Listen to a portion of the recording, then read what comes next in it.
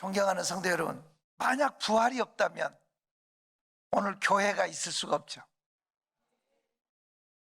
마치 예수님이 3년 동안 제자들을 교육시킨 것이 미안하지만 다 헛것이 될 뻔했어요. 실제로 예수님이 십자가 위에서 운명하셨을 때 제자들은 다 도망갔습니다. 다시 옛날 고기잡이하러 갔습니다. 다시 고향으로 돌아갔습니다. 다시 골방에 갇혀서 벌벌 떨었습니다. 만약 부활이 없었으면 어떻게 그들을 결집시킵니까? 부활하신 주님이 40일 동안 11번 나타나셔서 제자들을 깨우고 모으고 결집시키셔서 부활하신 주님을 그들의 눈으로 보고 만진 바 된 후에 단 한 사람도 순교하지 않은 사람이 없어요. 하나밖에 없는 자기 생명을 초기와 같이 버리면서 예수 부활과 십자가를 전했습니다. 사실은 100% 다 길에서 질질 끌려다니다가 죽은 사람도 있고 나무에 매달려서 말라 죽은 사람도 있고, 베드로는 십자가에 거꾸로, 마띠아는 화살에 맞아서, 도마는 창에 맞아서, 창에 찔려서. 물론 요한을 자연사했다고 하지만 사실은 요한도 순교자죠. 예수께서 가장 사랑하는 제자라고 해서 공개 처형을 했어. 평소보다 7배나 더 뜨겁게 쇠를 녹이는 풀무불을 달아오르게 해서 요한을 던졌는데, 공개 처형을 했는데, 요한이 머리카락 하나 상하지 않고 머리카락 하나 옷도 그을리지 않고 그대로 튕겨져서 나왔어. 요한을 칭칭 거미줄처럼 감았던 세 줄은 녹아버리고, 그가 튀어나오니까 그 장면을 본 황제는 몸이 사시나무 떨듯이 발발발 떨리고, 올라온 귀족들은 전부 다 의자 밑으로 기어들어가 버리고, 로마 시민들은 전부 자리에서 일어나서서 데모를 했습니다. 저 사람은 신이다, 죽이지 마라. 아니, 죽일 수가 없죠. 그래서 반모섬이라는 에게의 연안에 사람이 살 수 없는 그 당시 그 섬으로 귀향을 보낸, 귀향을 가서 요한계시록을 쓰고, 그 황제 네로가 돌아 죽었을 때 다시 에베소로 와서 죽을 때까지 사역을 했으니, 부활하신 예수를 만나고 나서 기독교가 세계화되는 거지. 오늘 우리 소명중앙교회가 이 땅에 존재하고 있는 것, 이 땅에 한국 교회가 있는 것 자체가 부활의 증거예요. 부활이 없으면 다 사라져요. 저와 여러분이 다 부활의 증인이 됐으면 좋겠어요. 오늘 제가 몇 사람을 등장시켜 보려고 그러는데, 첫 번째 등장인물이 도마예요. 만약 도마가 부활이 없었다면 어떻게 됐을까? 그가 3년 동안 예수의 제자로 있었지만 가장 의심 많은 제자, 뻘소리 깽뚱한 소리 하는 제자. 예수님이 이틀 머무시다가 나사로를 살리러 가실 때 나사로한테 가자 그러니까 도마가 뭐라고? 야, 우리도 죽으러 가자. 비웃으면서. 왜? 예루살렘에 뒷박 있는 거 알면서 다시 그 근처로 간다니까 죽으러 가자고 뻘소리 했어요. 이게 도마예요. 요한복음 14장 약속장에 우리 주님께서 너희는 마음에 근심하지 말라, 하나님을 믿으리 또 나를 믿으라, 내가 너희를 위하여 처소를 예비하러 가노니 하고 이 천국의 약속을 소개하니까 그 일 우리가 어떻게 알아요? 이때 우리 도마가 이렇게 따지니까 주님이 내가 곧 길이요 진리요 생명이니 나로 말미암지 않고는 아버지께 올 자가 없다, 이런 말을 도마 때문에 하신 말씀이에요. 도마는 계속 의심만 많고 그런 도마야 제자였지만 주님이 부활하셔서 그들에게 나타났을 때 도마가 비웃잖아. 야, 나 같으면 말이야 손가락에다 예수의 못자국을 넣어보고 창자국 만져보고, 야, 너들 유령받지 어떻게 예수 받냐고 비웃었던 게 도마야. 그 도마에게, 도마도 있는 중에 다시 주님이 나타나서 일주일 뒤에 아무것도 말 안 했는데 주님은 옆에서 듣고 계셨던 것처럼, 도마야, 너 이리 와라. 와서 네 손가락으로 내 못자국에 만져라. 네 손가락으로 창자국을 확인해라고 만져보게 만듭니다. 그 의심 많은 도마가 떨림으로 주님의 못자국을 만져보고 창자국을 만져보고 처음으로 땅에 엎드려서 나의 주시여 나의 하나님이십니다 하고 고백을 하는 장면이 나옵니다. 만약 예수님께서 부활하지 않으셨다면 도마라는 인간은 주라고 부른 적이 없었어. 랍비라고 불러. 랍비. 꼭 선생으로만 불렀어.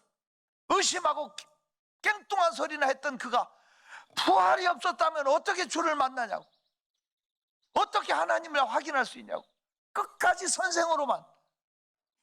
지금도 사람들은 예수님은 공자나 소크라테스나 예수나 이런 하나의 사상가, 철학자, 아니면 위대한 인류의 스승으로만 치부하는 사람 많습니다. 부활이 없다면 기독교는 다른 종교와 다를 바 하나도 없습니다. 부활이 없으면 어떻게 한반도에 복음이 전파될 수 있습니까?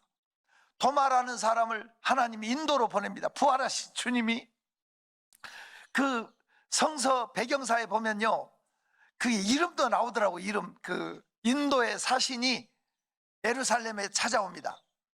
예루살렘이라는 도시를 여러분 보면 아프리카, 아세아, 유럽이 연결되는 꼭지 중앙 전이점입니다.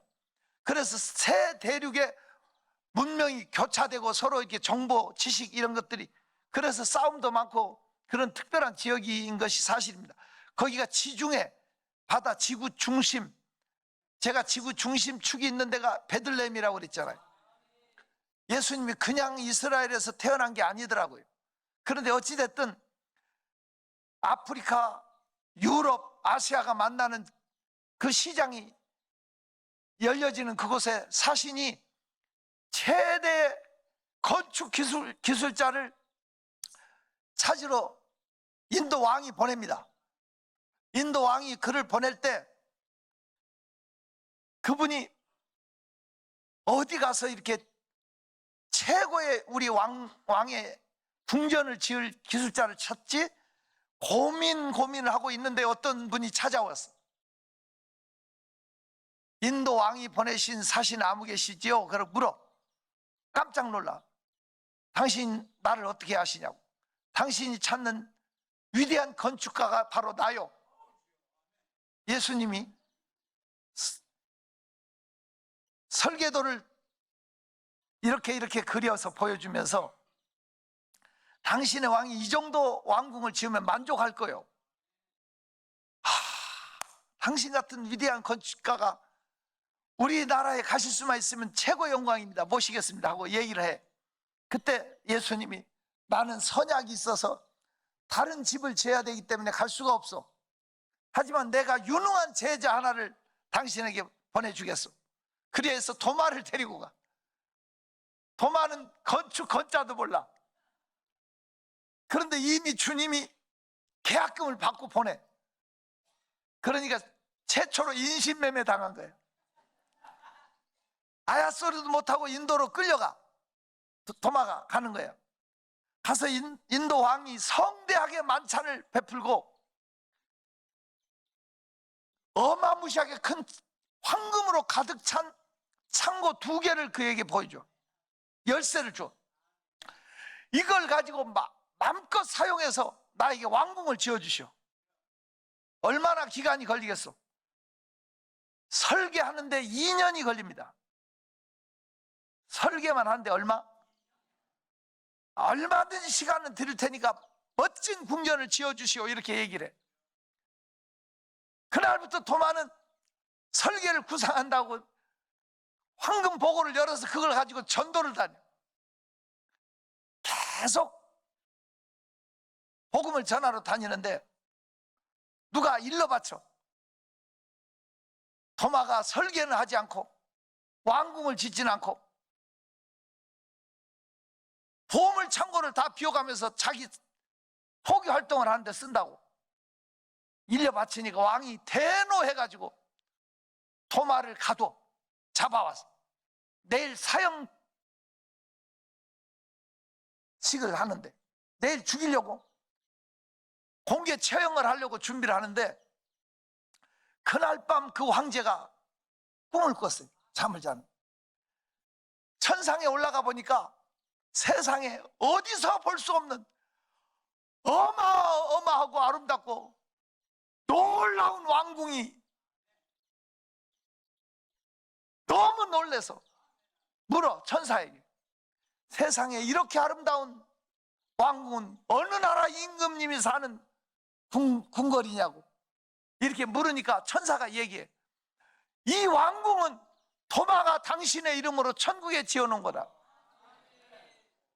도마가 당신의 이름으로 천상에 지어놓은 거다. 너무 놀랍게 그 꿈이 선명해. 이분이 그 다음날 도마를 풀어줘. 풀어주면서 왕궁 보고를 또 줘. 마음껏 보고하라고. 얼마나 좋은 배를 건조해가지고 배를 타고 다니면서 더 많은 나라로 선교를 다녔는데 부활이 없다면 있을 수 없는 얘기죠.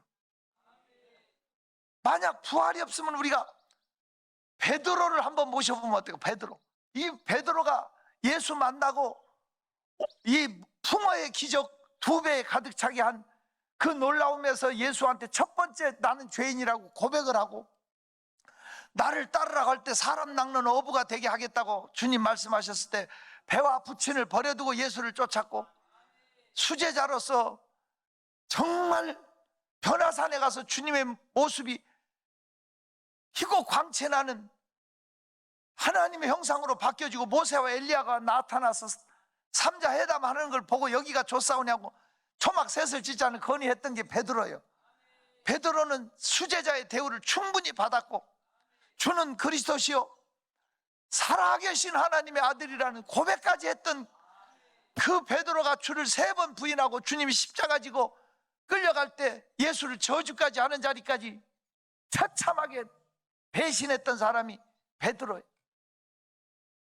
이 베드로가 부활이 없었다면 영원히 나락으로 떨어졌을 텐데 부활하신 주님이 그에게 3번이나 나를 사랑하냐? 이 많은 사람들보다 나를 더 사랑하니? 3번이나 물으면서 그 3번 부인했던 그 영혼을 치료해주고 그에게 콧들에 하듯이 내가 너를 끌고 가겠다. 부활하신 주님을 만났기에 하루에 3,000명 5,000명 초대교회 정말 수장의 역할을 해냈잖아요. 부활이 없었으면 있을 수 없는 얘기입니다. 한 사람을 더 가장 위대한 사람을 또 하나 등장을 시키다면 바울이죠. 바울은 유대교 열성당원입니다. 예수는 이단 개수라고 생각하고 예수 믿는 사람 유대교 외에는 용납할 수 없었기에 예수 믿는 사람을 죽이려 가는데 사도행전 8장 3절 시작. 사울이 교회를 참멸할세 각 집에 들어가 남녀를 끌어다. 사울이 교회를 뭐 했다? 뿌리를 뽑아버리려고. 이런 사람이 9장 3절에 가서 하나님 만나잖아. 다메섹에서 9장 3절 시작.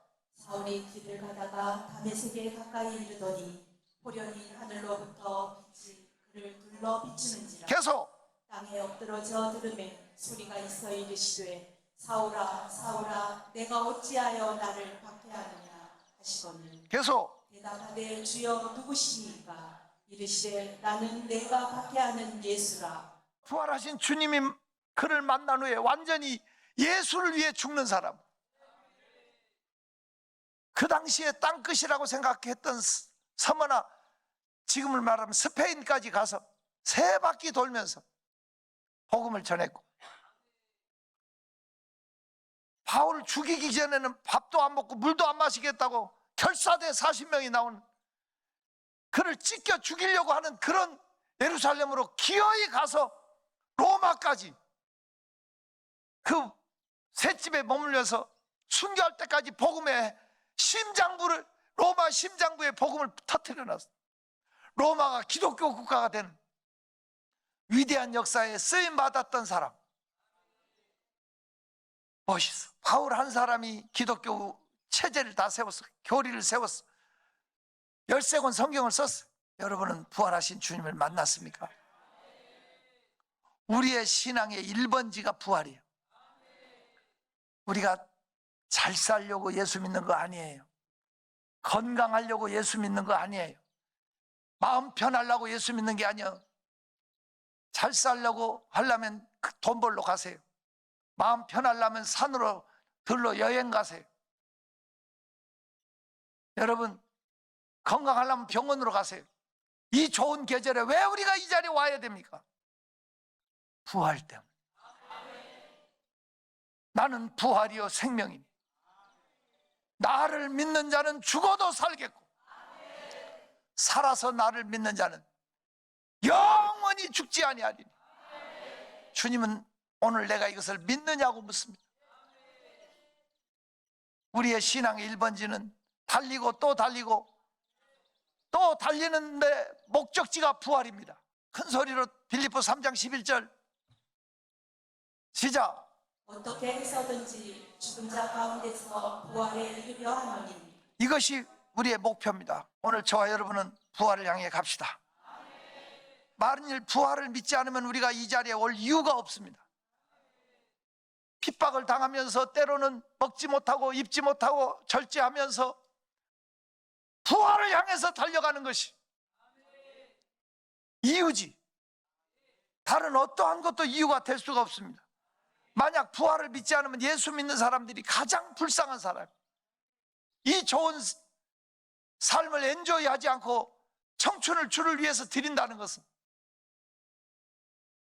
있을 수 없는 얘기입니다. 고린도전서 15장을 부활장이라고 합니다. 부활장. 부활의 12가지 증거를 제시하면서 구체적으로 부활에 대해서 얘기하고 있는 부활장을 적어도 부활절에는 한 번씩 읽었으면 좋겠는데, 오늘 다는 못 읽어도 12절부터 같이 19절까지 또박또박 읽어주십시오. 시작. 그리스도께서 죽은 자 가운데서 다시 살아나셨다 전파되었거늘 너희 중에서 어떤 사람들은 어찌하여 죽은 자 가운데서 부활이 없다 하느냐. 만일 죽은 자의 부활이 없으면 그리스도도 다시 살아나지 못하셨으리라. 그리스도께서 만일 다시 살아나지 못하셨으면 우리가 전파하는 것도 헛것이요 또 너희 믿음도 헛것이며 또 우리가 하나님의 거짓 증인으로 발견되리니 우리가 하나님이 그리스도를 다시 살리셨다고 증언하였습니다. 만일 죽은 자가 다시 살아나는 일이 없으면 하나님이 그리스도를 다시 살리지 아니하셨으리라. 만일 죽은 자가 다시 살아나는 일이 없으면 그리스도도 다시 살아나신 일이 없을 터예요. 그리스도께서 다시 살아나신 일이 없으면 너희의 믿음도 헛되고 너희가 여전히 죄 가운데 있을 것이요 또한 그리스도 안에서 잠자는 자도 많아였으리니 만일 그리스도 안에서 우리가 바라는 것이 다만 이 세상의 삶뿐이면 모든 사람 가운데 우리가 더욱 불쌍한, 만약 부활이 없으면 우리는 불쌍한 사람이에요. 세상 사람들 보기에 예수 믿는 사람이 얼마나 불쌍해. 그 좋은 것을 모르고 그렇게 살았으면 천국 가야지. 그렇게 살았으면 부활의 기쁨이라도 가지고 살아야지. 이것도 저것도 아니고 의심이나 하고 불평이나 하고 원망이나 하고 종교인 생활하면 불쌍한 인생이에요. 25년 부활절에는 이 부활의 감격이 우리의 것으로 다가왔습니다. 예수 믿으면 죽어도 사는 부활의 생명이 있습니다. 분명히 기억하십시오. 나사로는 죽어서 썩어 냄새가 나는데 주님이 불러내셨습니다.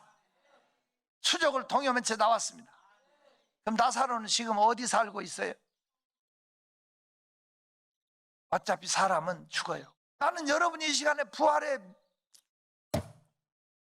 주인공이 됐으면 좋겠어요. 예수 부활은 내 부활이다. 이런 고백으로 아멘 한번 해봐요. 예수의 부활은 나의 부활이에요. 지식적으로 누가 부활했다 하는 것을 알고 있는데 끝나지 말고, 베드로가 나와서 증언하고 도마가 증언하고 바울이 증언해 의미가 없어. 예수 그리스도는 나의 구주셔야 되고, 예수 그리스도가 부활하시는 그 첫 열매가 되셨기 때문에 우리도 예수와 함께 부활할 걸 믿습니다. D.L. 무디 선생의 설교를 보니까 재밌어요. 나사로야 나오라 하고 부르니까 나사로가 무덤에서 나왔잖아. 근데 D.L. 무디가 설교하기를 나사로야 나오라 이렇게 부르지 않고 주님이 죽은 자야 나오라 그러면 나사로 이전에 죽은 사람이 다 나왔을 거래. 이해가 되나? 근데 주님은 죽은 자야 나오라 하지 않고 나사로야 나오라 불렀어. 언젠가 우리도 땅에 들어갔을지 공중에 떠다닐지 물속에 들어갔을지 모르지만 하나님께서 마지막 날 다시 우리를 살리실 때, 야 김대성아 나오라 이래야지. 안 부르면 어떡해? 나팔 불 때, 나팔 불 나의 이름 부를 때의 잔치 참여하겠네. 예수 그리스도는 나의 구주시고 주님이 내 이름을 각각 불러 인도해 내신다. 부활의 아침에 깨어나는 시간 되기를 바라고, 죽었다 살아나는 표적이 중요한 게 아니라 내가 오늘 예수를 구주로 나의 하나님으로 믿는 부활의 증인 되시기를 주의 이름으로 축원합니다. 기도하겠습니다. 하나님 아버지, 25년도 부활절은 각별하게 그리스도의 부활이 내 부활로 접목되어지는 시간 되게 하옵소서. 나의 부활로 고백하는 시간 되게 하옵소서. 예수 이름으로 기도합니다. 할렐루야.